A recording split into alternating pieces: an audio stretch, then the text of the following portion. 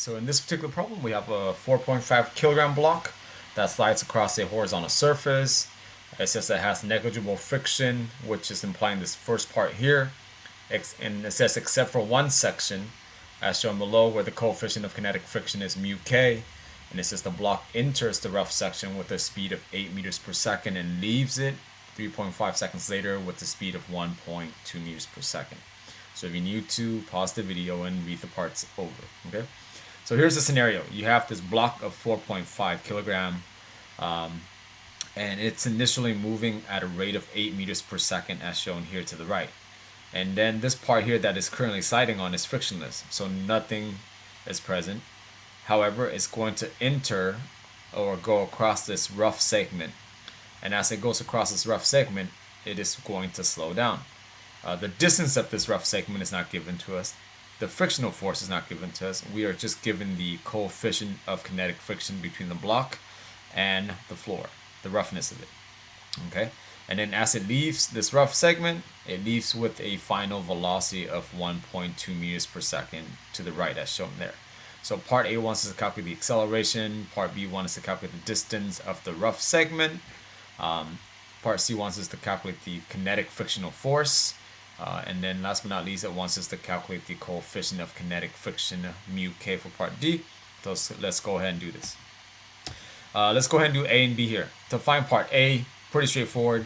You should recognize that you're given two velocities here. The final velocity is 1.2 meters per second to the right.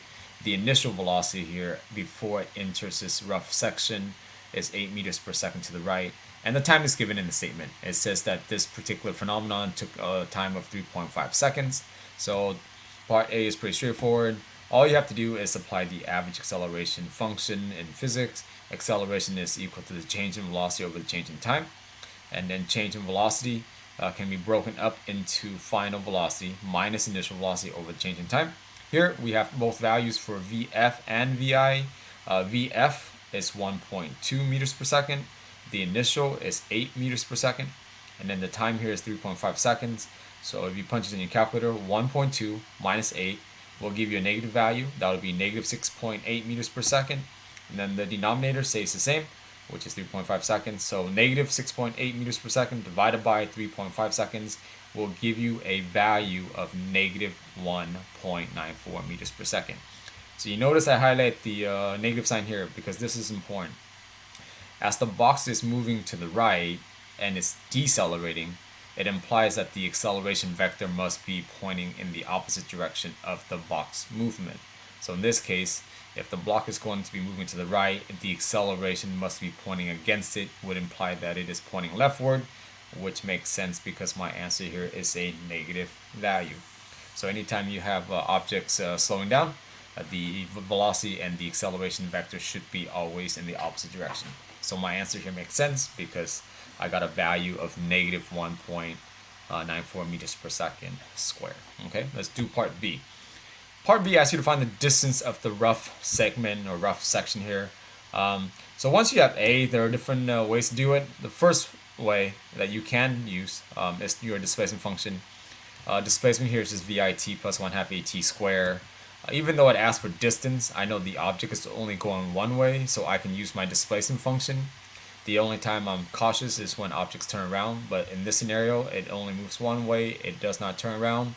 So really, delta x gives you the distance, so you would just look for the magnitude of it, okay?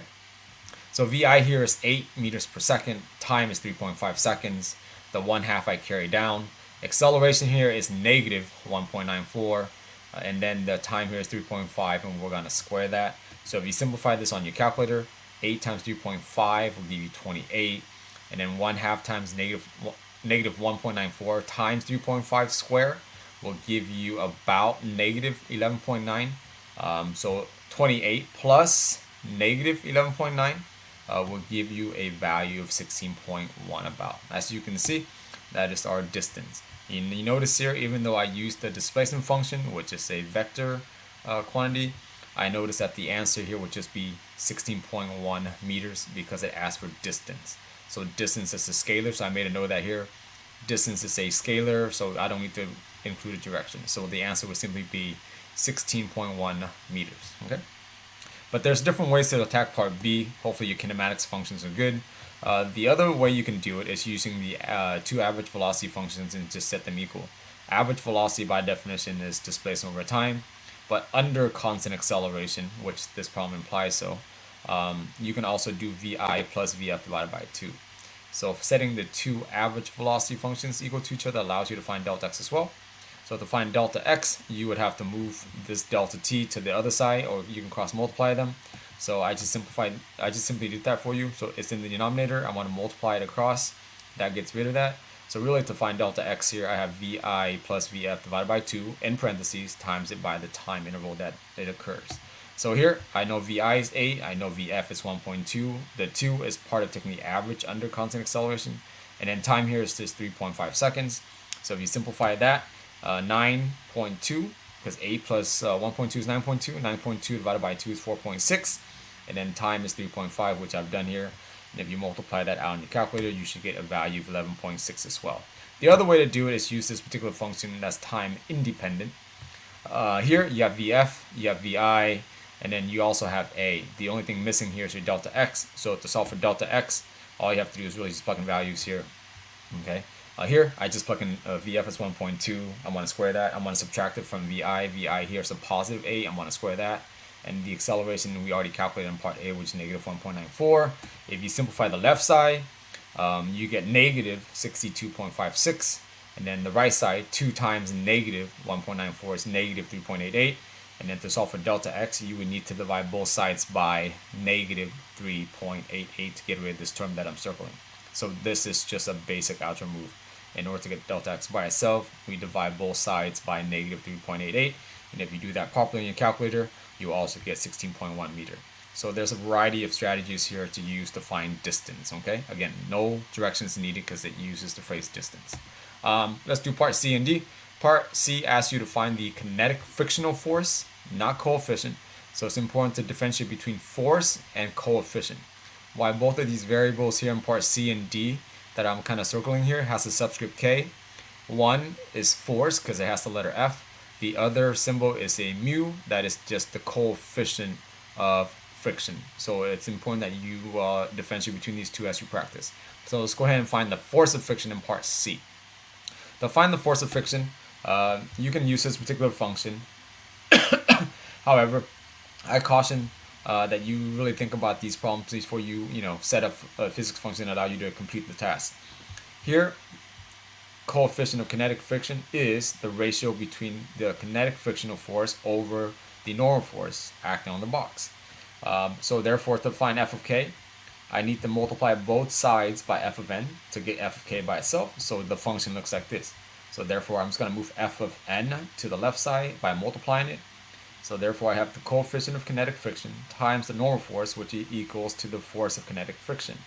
However, even though I have an expression to find f of k, I'm missing a lot of information here. I don't know what mu k is. The problem didn't give me what mu k is, so this strategy would not be a wise strategy to use for part C. Okay, it's not that you couldn't. It would just take you a lot of work in order to do so because you're missing mu k.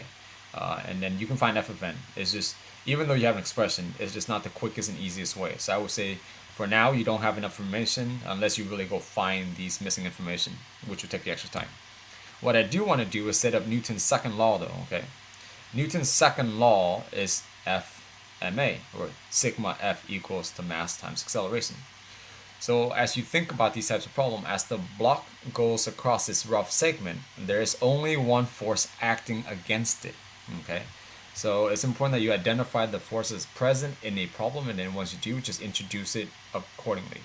Even though this says net force, this problem only has one force acting on the block in the horizontal direction along the surface here.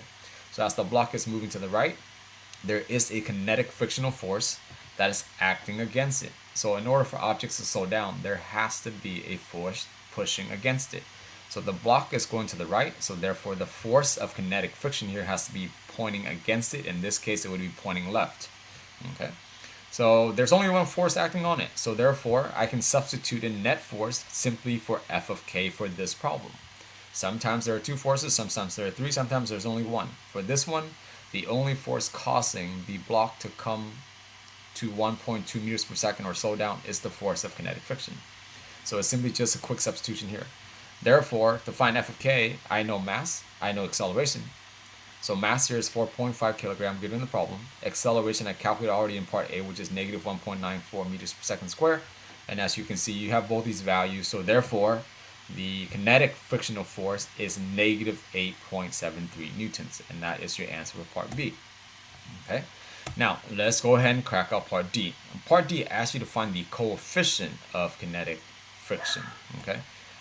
The coefficient of kinetic friction, once again, can be written as the ratio between the kinetic frictional force and the normal force. So to find mu k, we have to find these two quantities. But we already know what these two quantities are really from the problem. So I'm going to draw this out. In order for you to finish this, you know what f of k is already. F of k, it's over here. Watch where I'm circling, okay? I'll come back to that in just a second. F of k is just mass times acceleration for this problem. However, we don't know what f of n is. So f of n is the contact force exerted on the box by the surface. So the first blue vector here is the weight of the box, okay? Anytime there's a mass resting on a surface, there has to be a weight pushing down on the surface from the box. But at the same time, there is a counterforce, there is a reaction force, okay, a contact force that is directed in the opposite direction to prevent the box from falling down. That particular force is called the normal force. So in this particular case, what's keeping the block on the surface? It's the force of gravity due to the block. And that, by definition, is just mass times gravity. However, what's preventing the block from sinking through the surface, that is the contact force here from the surface onto the block. And both of these arrows are equal in magnitude. They're just opposite. Okay, so according to Newton's third law, contact forces are opposite but equal in magnitude. So we can conclude that f of n here is the same magnitude as f of g because they are indeed equal. Alright, so therefore that allows me to make the substitution. So wherever f of k is in the numerator, I can replace that with ma. Okay. And then wherever f of n is, I can replace that with f of g. Okay. F of g and f of n for this particular problem are equal because these are the only two force vectors in the vertical direction. Therefore, I can now replace f of g with mass times gravity because the weight of something, the force of gravity, is just mass times gravity. We have an m on top. We have an m on the bottom, so therefore that cancels out. So to find the coefficient of kinetic friction, we simply just plug in the value for A, which we already got, negative 1.94 meters per second squared. We're going to divide that by acceleration due to gravity at the surface of a planet, in this case on Earth, which is negative 9.8 meters per second squared. All the units cancel out. As you can see, there's m, that'll cancel out, second squared, that also cancel out. So therefore, the coefficient of kinetic friction is just 0.2. And as you practice, keep this in mind. Anytime you're asked to find the coefficient of kinetic friction, there is no unit and it has no direction. It's just a ratio of Fk over Fn.